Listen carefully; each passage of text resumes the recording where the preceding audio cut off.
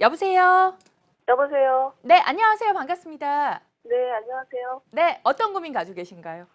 아, 제가 지금 마포구 염리동에 네. 마포 LG자이 아파트 지금 거주하고 있거든요. 네.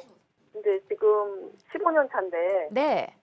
살기도 좋고 너무 좋은데 네. 지금 평수가 41평이고 네. 그다음에 연수가 15년 되다 보니까 네. 한번 갈아타야 되지 않나 싶어서 네. 향후 전망 좀 여쭤보려고 전화드렸어요. 알겠습니다. 이제는 여기를 팔고 다른 지역으로 좀 이사를 가볼까라는 생각 가지고 계시는데 일단 보유하고 계신 마포 자이 먼저 진단을 도와드리고요. 전은성 대표님 바로 연결해 드릴게요. 만나보세요. 네. 예, 안녕하십니까? 예, 안녕하세요. 네, 15년 차 된 그 염리동 자이를 갖고 계시는데요. 예. 이제 요즘에 그 신규 아파트에 대해서 너무 관심들이 지나치게 쏠리다 보니까 네. 신축 위주의 아파트들은 가격이 급등을 하게 되고 나머지 아파트들은 좀 상승세가 신축 아파트에 비해서는 좀 더딘 건 사실인데 네. 그렇게 크게 걱정하실 필요는 없을 것 같아요. 한번 지도를 보면 살펴드릴게요. 네. 지도 보면서 한번 살펴드리고 좀 아파트 역사를 좀 한번 간단하게 설명드리도록 할게요. 네. 지금 이 자이가 이제 2000년도 초반때 입주를 해 있고 이제 양쪽으로 위아래로 신규 아파트들 이제 최근에 입주한 아파트와 뭐 입주할 아파트들이 이제 계속 포진되어 있는데 그런 네. 것들이 아마 40평대를 지금 살고 계시는데 30평대 가격보다 조금 못한 경우도 있어요, 그렇죠? 네. 예, 그래서 신축 아파트와 우리가 지금과의 관계를 한번 살펴보면 아파트 이제 팔자 붙어 있는 아파트들 있죠, 80년대 아파트들. 네. 이런 것들은 대부분이 그 재건축 대상 아파트들이에요. 그래서 80년도가 지난 다음에 아파트 역사를 지금 간단하게 살펴보는 건데 이제 90년도 초반 아파트들, 이 초반 아파트들은 대부분 이제 리모델링 대상의 아파트들이에요. 그렇죠?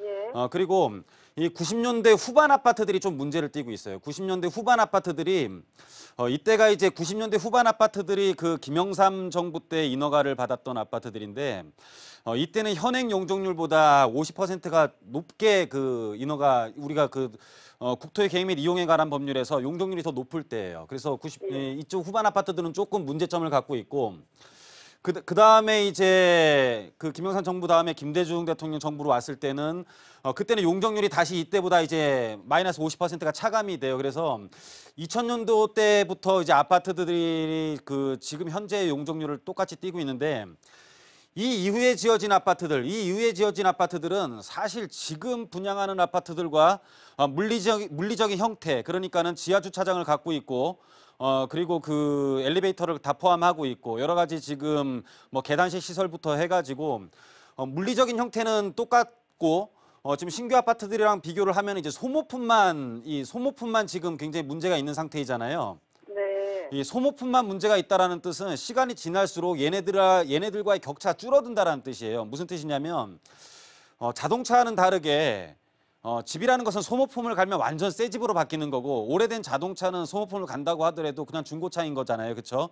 네. 그러면 시간이 아주 지났을 경우에 얘가 30년이 되고 지금 갖고 계신 게 30년이 되고 지금 이제 앞으로 신규 아파트들이 시간이 지나면 20년이 되는 시점이 된다라면은 두 개의 차이는 둘 다 소모품을 한 번씩 갈게 됐을 경우에는 두 개의 차이는 크게 나지 않을 수도 있다라는 것이에요. 무슨 말인지 이해가십니까?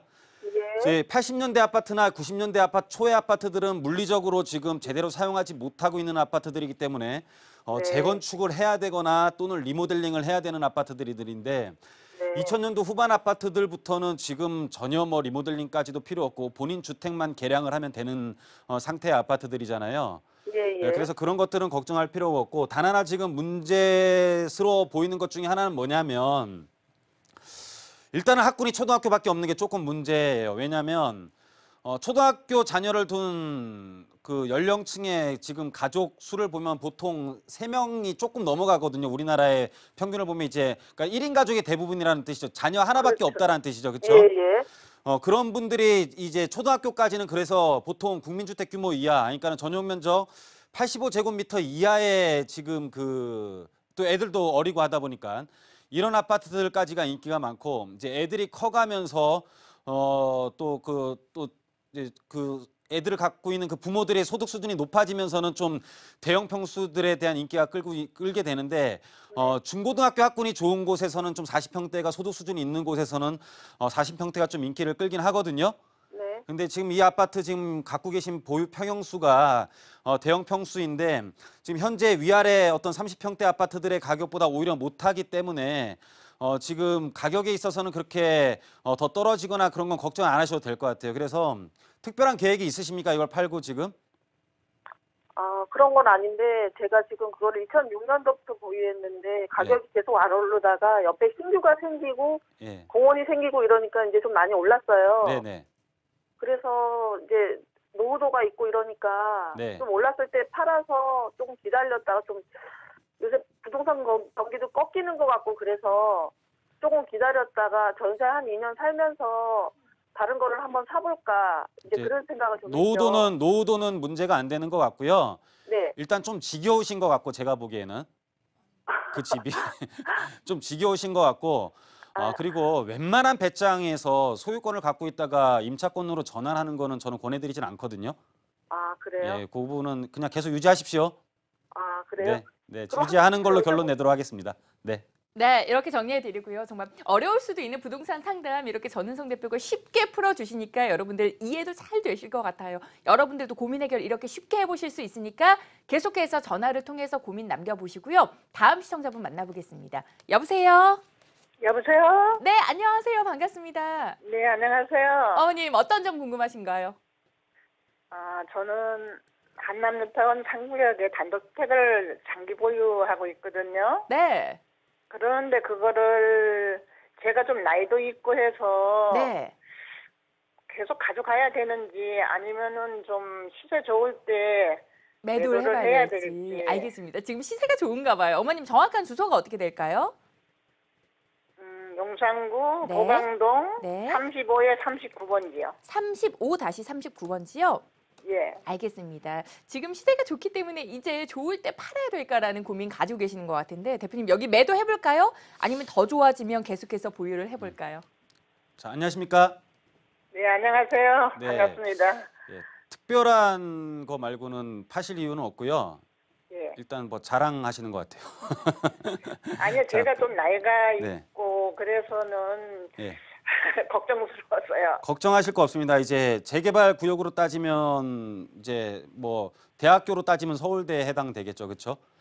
우리 서울대 포기하고 다른 데 우리나라에 갈 대학 별로 없잖아요.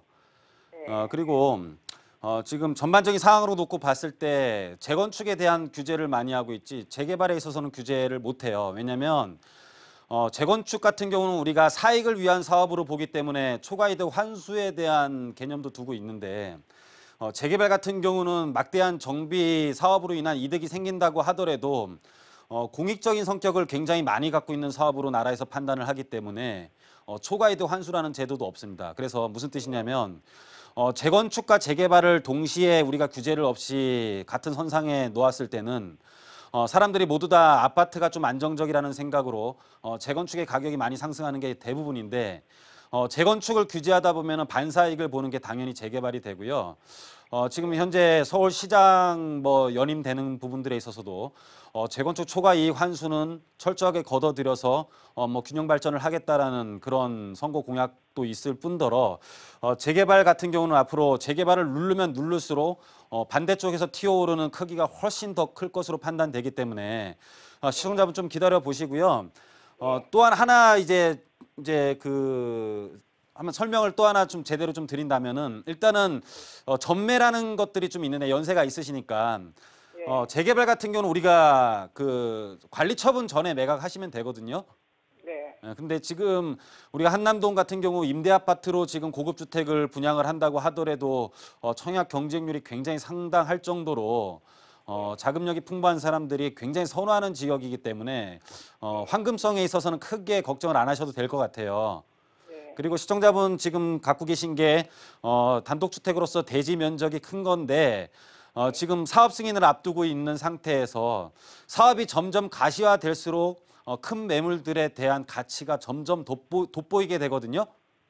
네, 그래서 어머니 연세가 있으시더라도 걱정하지 마시고 조금 더 추이를 지켜보시는 게 좋을 것 같습니다. 그리고 얼마 전에 또 서울시 도시계획 조례가 변경되면서 이 안에 포함되어 있는 도로들이 무상으로 조합에 이전되는 어떤 조례가 변경이 되었기 때문에 네. 더욱더 사업성이 좋아지면서 사업성이 좋아진다라는 뜻은 조합원에 대한 지분 가격이 훨씬 더 상승할 수 있다라는 것을 의미하는 거거든요.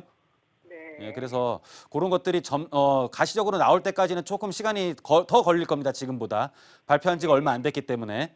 예. 예, 그래서 계속 일단은 뭐 연세가 들으셔서 이렇게 팔아야 된다라고 생각을 하시면 지금은 아니니까는 꾸준하게 방송 시청하고 또 저랑 또 대화를 하시면서 매도 네. 타이밍을 좀 뒤로 미루면서 한번 정말로 시기가 왔을 때 저랑 다시 한번 매도 타이밍을 확실히 잡아야 될 테니까 계속 한번 저희랑 시청하시면서 저랑 계속 상의를 하는 게 좋을 것 같습니다.